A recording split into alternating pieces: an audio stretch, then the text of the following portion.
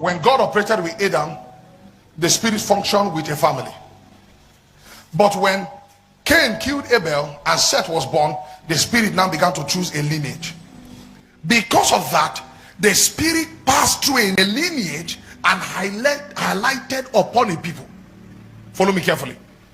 So in the days of Abraham, it was safe to say that the only man of God on earth was Abraham, because the spirit had moved from a family to a lineage.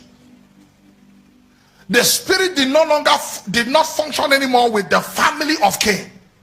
It began to function with the family of Seth. It moved until it highlighted upon a man called Abraham. From there, the spirit formed a nation with Abraham. That nation became the Israelite. So in the day when Israel was formed, it was also safe to say that the only people that could be called the people of God were who? Israelite. If this is correct, it then means for you to interact with the spirit of the creator, your dealings must somehow bring you across an Israelite. Are we together? So even if you are a hidden king, God will not disturb you until your path cross the path of an Israelite. You will now know the God of Israel. So the Torah, the revelation of God, the standards of God was only given to Israel. Because it's only the people of God that can know the ways of God. So for any other one in the hidden nation to know the ways of God, he has to become a proselyte, a convert.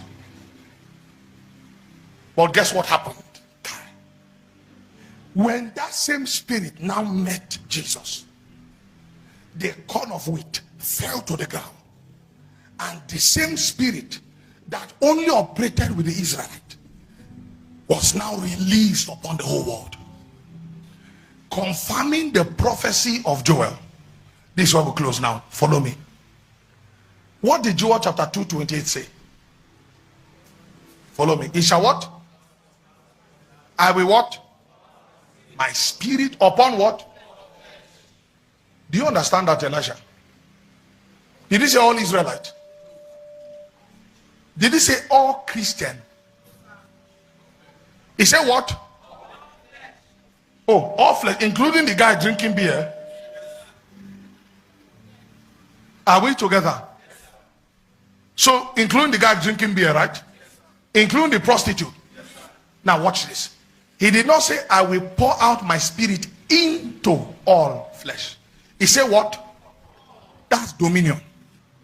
So, since in our generation, oh my God, the spirit is upon all flesh, it means the spirit is working upon all flesh for the good of the sons. Someone missed it. There is no place you find yourself without God having an influence there.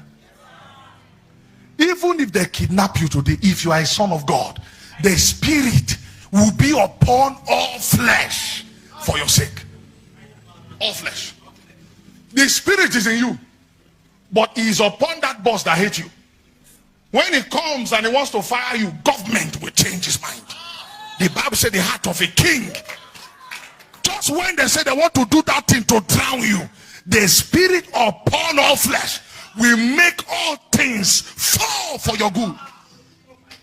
So we can boldly say the lines are falling onto me. They ejected you from your house, the lines are falling onto me. You sold your car, the lines are falling onto me in pleasant places.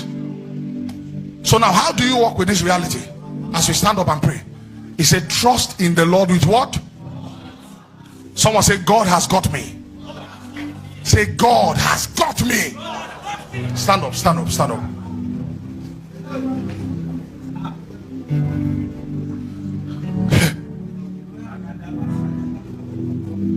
All you need to be is sons and daughters. When you go to that office, just know that the spirit is upon all flesh. The spirit is not just upon Israel to rule them, it's upon all flesh. The Bible says when a man's way pleases God, he maketh what? Even his enemies. They want to kill you, but when they see you, there is something, there is just something that tells them, touch not my anointed. Touch not my anointed is not a threat. It's not the anointed man that is saying touch not my anointed.